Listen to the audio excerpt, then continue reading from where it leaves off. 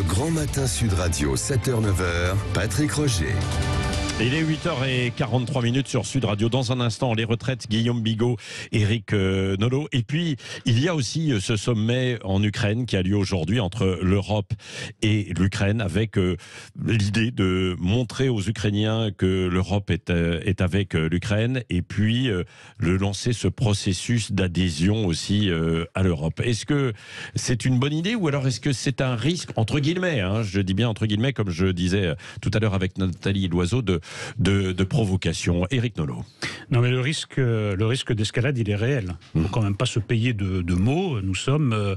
alors on se paye un peu de mots, on dit on n'est pas co-belligérant. Moi, j'estime qu'on est co-belligérant dans cette guerre. On fournit tellement d'armements et on va bientôt franchir un cap, peut-être avec des avions, par exemple. Bon, je pense que nous sommes devenus des co-belligérants. Donc le risque d'escalade, il est réel. Mais sur l'autre plateau de la balance, qu'est-ce qu'il y a ? Il y a les grands principes qui fondent la démocratie, qui fondent la France, qui fondent l'Union européenne, la souveraineté d'un pays. Voilà, la souveraineté d'un pays, elle a déjà été égratignée avec le Donbass, encore plus avec la Crimée. Il faut mettre le holà, il faut dire à M. Poutine, stop. Nous n'avons pas su lui dire stop pendant l'affaire géorgienne, nous n'avons pas su lui dire stop pendant l'affaire de la Crimée. Il est temps de lui dire que le temps des annexions est terminé, qu'il vit en Europe et que l'Europe en a terminé avec le temps de l'annexion. Guillaume Bigot ? Bon, d'abord, faut avouer peut-être la cause défendue par Éric à moitié aggravée, mais enfin, je pense que c'est déjà bien de reconnaître qu'il y a vraiment une escalade. Ensuite, il me semble, je suis d'accord avec Éric Nolot, qu'il y a un enjeu qui est réel dans cette affaire pour l'Ukraine, que personne, à part vraiment une poutinolâtrie totale, c'est la souveraineté de ses frontières. La Russie a agressé l'Ukraine et on comprend parfaitement que l'Ukraine ait envie d'être maître chez elle, ce qu'on appelle la souveraineté. Donc que l'Ukraine se défende contre la Russie sur ce plan, je comprends très bien. Là où je comprends moins, c'est qu'elle est tellement pressée de rentrer dans l'Union européenne qu'il va limiter sa souveraineté. Alors on peut dire que, ok, l'Union européenne, c'est une limitation volontaire, comme il y a la servitude volontaire, une auto-limitation volontaire de souveraineté. Très bien.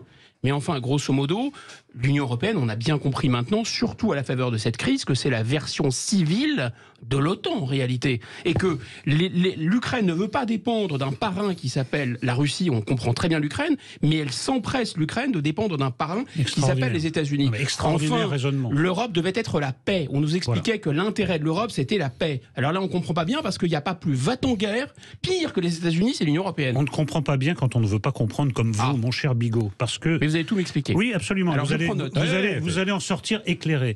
Pourquoi est-ce que l'Ukraine veut à tout prix rentrer dans l'Union européenne et dans l'OTAN ? Parce que tout simplement, s'ils avaient été dans l'Union européenne, si ce pays avait été dans l'Union européenne et dans l'OTAN, il n'y aurait pas eu de guerre. Voilà.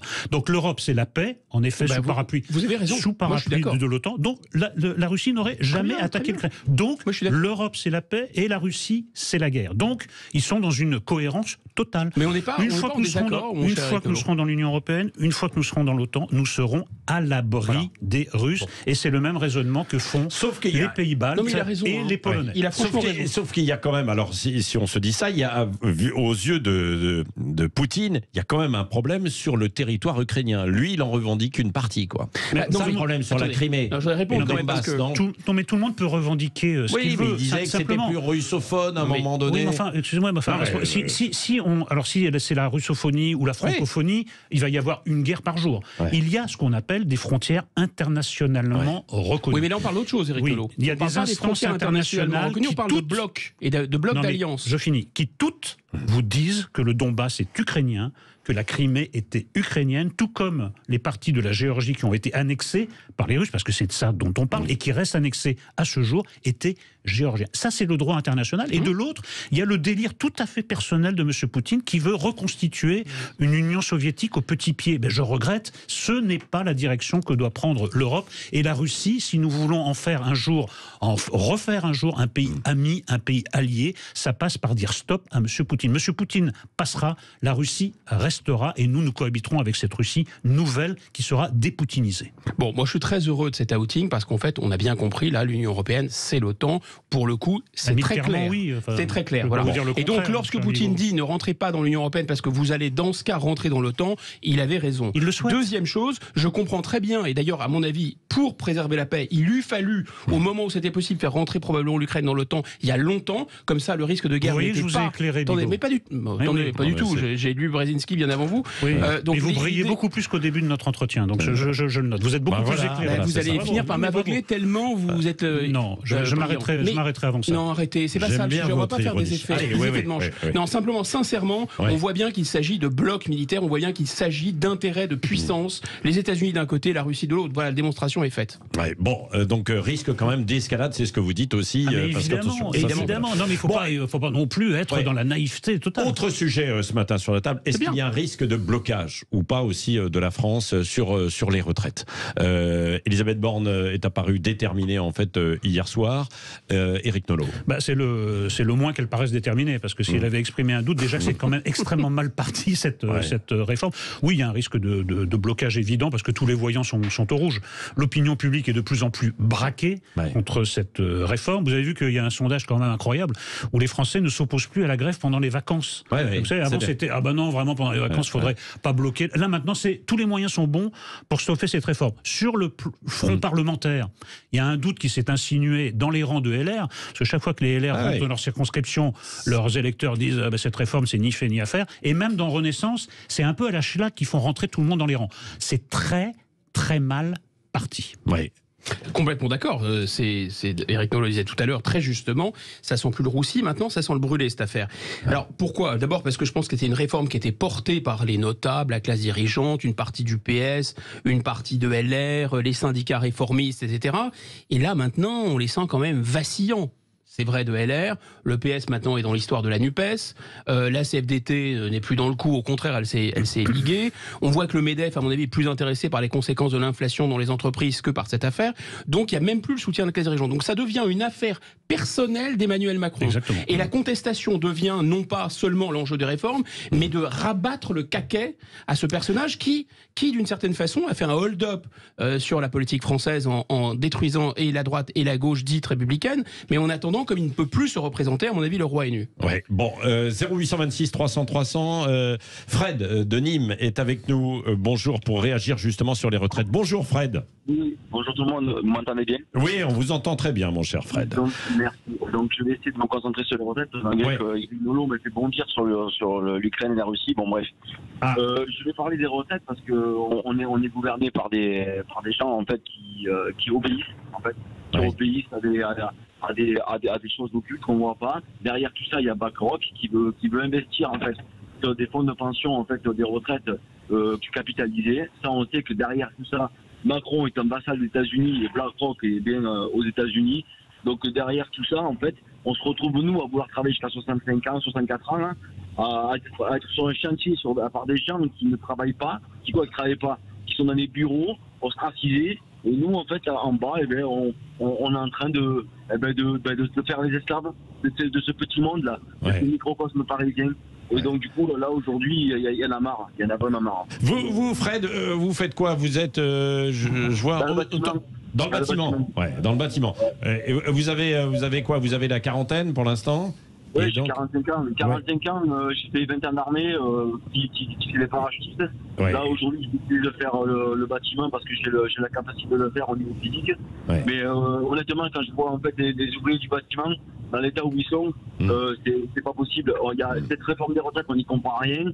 On est banané par des politicards, parce que c'est ce que c'est. D'ailleurs, on voit les LR qui se machin, ce que vous disiez là, que les partis commencent un peu à se déstabiliser de ce projet. Mais ce projet, en fait, ils le veulent parce que, comme je vous ai dit tout à l'heure, c'est des gros investissements parce que les Français ont peur pour leur retraite, donc. Je pense pas.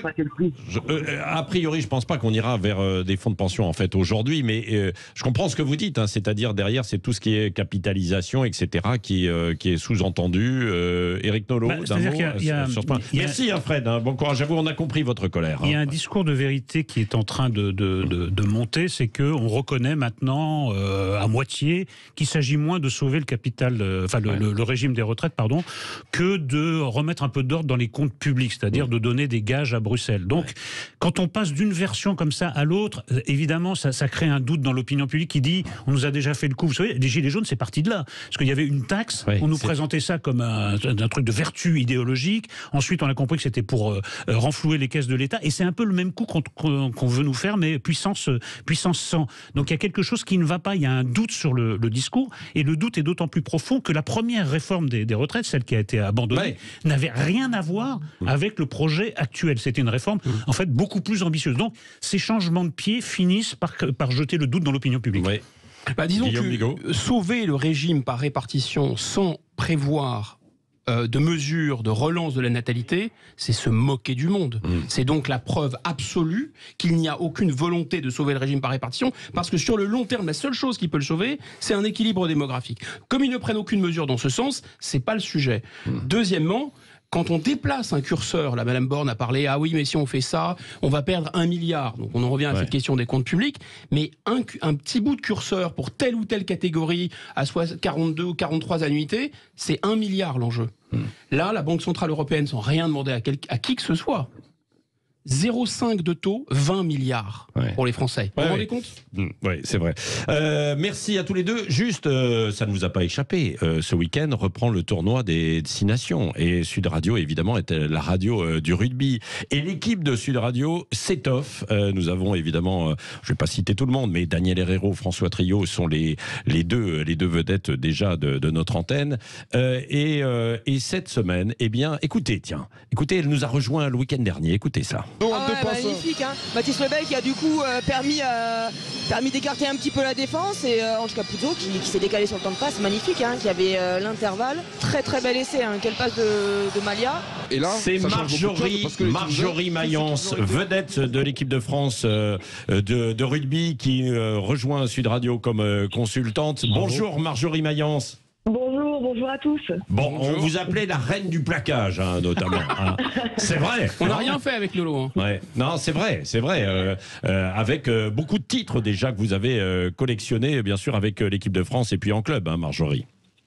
Oui, j'ai eu quelques années de rugby. On va pas parler de vieillesse, mais d'expérience plutôt. Oui, c'est vrai. Mais quelques années avec l'équipe de France et beaucoup avec Blagnac. Oui, bien sûr. Et vous êtes à Blagnac, et donc vous rejoignez Sud Radio comme consultante, et puis en même temps pour les commentaires. On vous a entendu là. Ce week-end, vous serez avec nous aussi du côté de Toulouse. Hein. Tout à fait, pour le Toulouse-Bayonne, donc c'est top. Ce sont mes débuts, mais c'est un réel plaisir que de commenter ces matchs avec vous. Bah oui, Marjorie. C'était pour vous une étape aussi un peu évidente de vous lancer dans les médias après cette carrière déjà de joueuse ?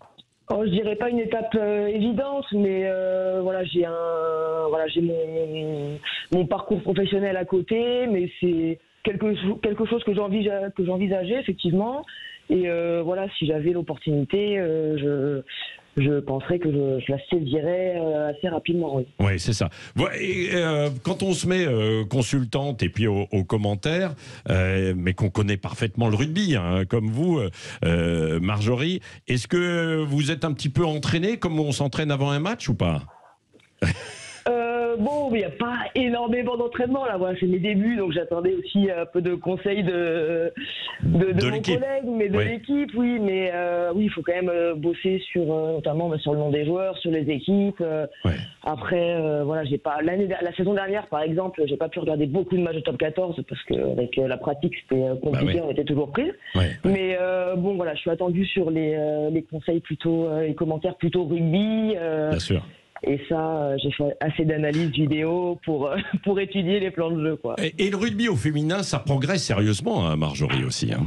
Et oui, on est un sport quand même très jeune. Hein. Les premières qui ont commencé le rugby, c'était il n'y a pas si longtemps que ça. Et effectivement, on s'est développé dans ce sport il y a très peu de temps.